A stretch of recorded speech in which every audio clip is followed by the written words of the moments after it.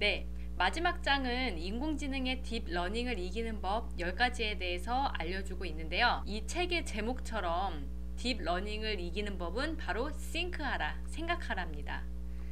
이 생각을 제대로 하기 위해서 그 10가지 방안에 대해서도 언급을 하고 있습니다.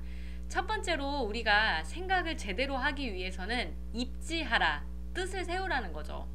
우리가 사색을 하는 이유가 뭡니까?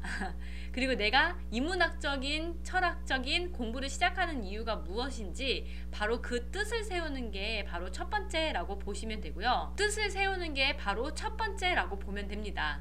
그럼 이걸 잠깐 우리 아이들이 다니는 학교에다가 학교 교육에 한번 접목을 시켜보면요. 우리가 공부를 하는데 공부를 왜 하는지, 공부를 통해서 내가 무엇 이루고 싶은지 그 뜻을 세운다는 것 자체가 엄청 중요하다라는 것을 한번 우리가 눈치챘으면 좋겠고요. 두 번째가 거경국리하라입니다.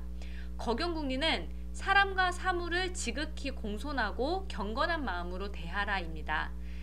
이렇게 이 사물에 대해서 공경하는 마음으로 하나하나를 겸손한 마음으로 대했을 때 우리는 우리의 생각의 크기를 더 키워서 사색의 세계로 빠져들 수 있고요.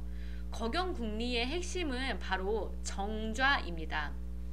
여기에서 정은 고요할 정, 좌는 앉을 좌거든요. 고요하게 앉아라. 마음을 깨끗하게 고요하게 하는 것이 거경국리의 시작이라는 거죠.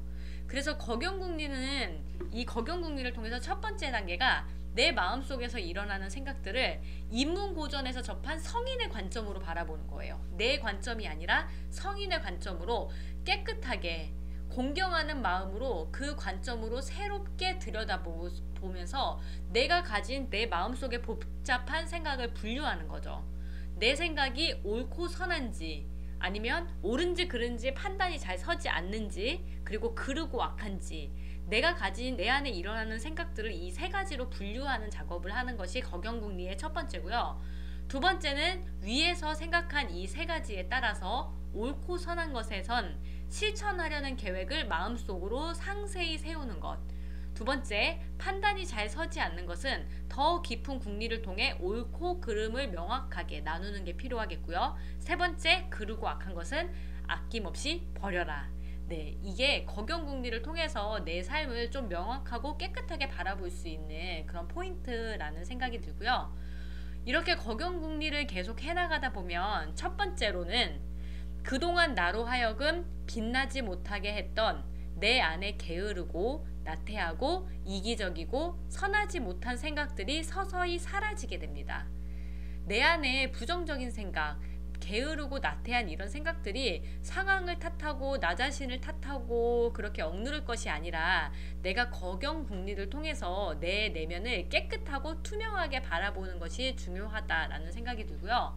두 번째로는 끝없이 흔들리게 하고 방황하게 한 내 안에 불명확하고 불완전했던 생각들이 서서히 명확해지고 완전해집니다. 흔들리지 않고 명확해지는 그런 생각을 가질 수 있게 되고요. 세 번째로는 세상에 조금씩 물들어가면서 나도 모르게 놓아버린 내 안에 밝고 맑고 선하고 바르고 아름다운 본성을 서서히 되찾아갈 수 있게 됩니다.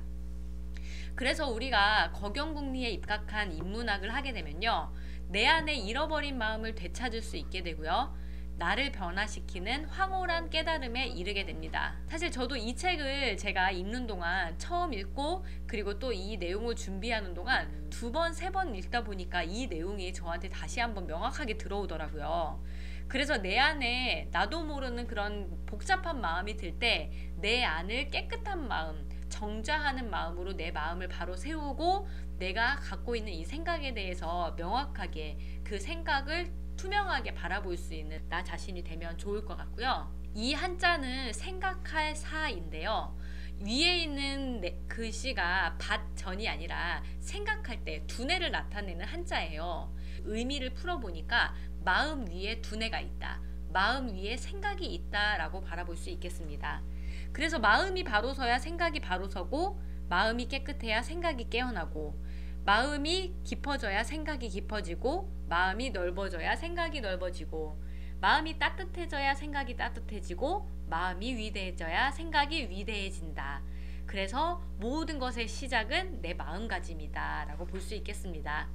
그래서 진정한 사색은 내 마음을 되찾은 상태에서 가능하고요. 나의 잃어버린 마음을 깨끗하게 하고 내가 정말 깊은 사색에 내 인생의 방향에 대해서 생각하는 것이 중요할 것 같습니다. 그리고 세 번째는 경물치지하라인데요. 내가 사물의 이치를 끝까지 파고들어서 완전한 알매 이르르는 단계를 이야기합니다. 그래서 세상의 모든 부자들은 이치를 깨달은 사람이다 라고 이야기를 합니다. 우주와 만물의 원리를 이성적으로 사고하고 과학적으로 탐구하여 진리를 발견해 나가는 과정이 인문학을 공부하는 과정 중에 꼭 필요한 과정이고요. 네 번째가 무아지경. 무언가의 사색에 빠졌을 때는 목숨을 걸고 육체의 한계를 넘어서 사람들 시선에 의식하지 않고 해답을 얻을 때까지 끝까지 사색하라는 거죠. 사실 사색한다라는 게 우리가 학창시절에 뭔가 사색을 하는 시간을 많이 가질 수가 없잖아요. 내가 배워야 하는 양도 너무 많기 때문에. 그런데 중요한 거는 사색을 하는 사람은 1%고요. 사색을 하지 않는 사람은 99%예요. 그래서 사색을 하지 않는 99%는 사색을 하는 1%의 밑에서 노동하면서 살아간다라고 피터 드러커가 이야기했습니다. 그래서 내가 사색할 시간이 어디 있어, 생각할 시간이 어디 있어 라고 생각하지 마시고요. 내가 가진 시간의 일부 시간을 꼭 정해놓고 내 안에 깊이 있는 생각을 할 수 있는데 시간을 들였으면 좋겠습니다. 다섯 번째, 이런 인문고전을 원어로 읽어라.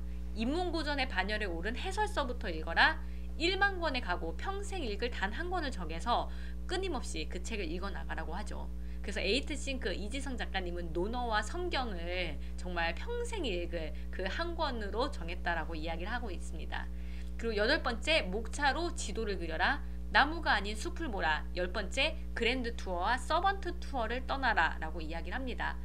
마지막 열 번째 그랜드 투어와 서번트 투어는 아시는 분들은 아시겠지만 우리가 여행이라고 해서 그냥 보고 즐기는 여행이 아니라 그 여행지에서 갖고 있는 문화적, 역사적 그런 깊이 있는 그런 관점을 늘리는 것도 포함이 되고요.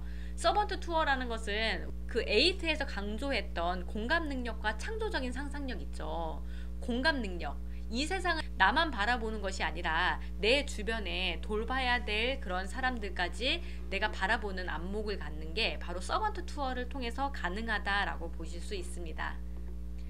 마지막으로 인문학으로의 초대, 교사를 위한 인문고전 독선교육 실전 가이드가 이 책의 부록으로 나와 있어요. 우리에게 그런 가르침을 얻는 그 통로는 바로 학교가 되기도 하겠지만 가정이 되고요. 그리고 내가 내 주변에 만나는 모든 사람에게 내가 선한 영향력을 끼칠 수 있는 사람이 되어야 한다는 겁니다. 뭔가 철학을 깨우치고 생각을 키우고 그리고 내 인생을 후회 없는 삶을 살기 위한 통로다라는 생각을 하고 나로 인해서 우리 가족이, 내 주변이, 내 사회가 정말 새로운 문명으로 접근할 수 있는 생각의 크기를 확대할 수 있는 그런 시간이 되었으면 좋겠습니다. 굉장히 읽는 동안 참 많은 깨우침을 얻게 한 책이고요.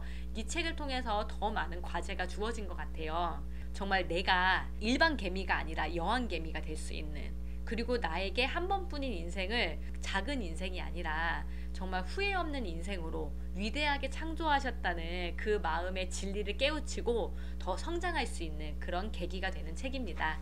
한번 읽어보시면 더 많은 좋은 내용들이 있으니까 직접 한번 읽어보시고요. 또 이 책을 통해서 도움을 많이 받으셨다면 좋아요, 구독 부탁드립니다. 감사합니다.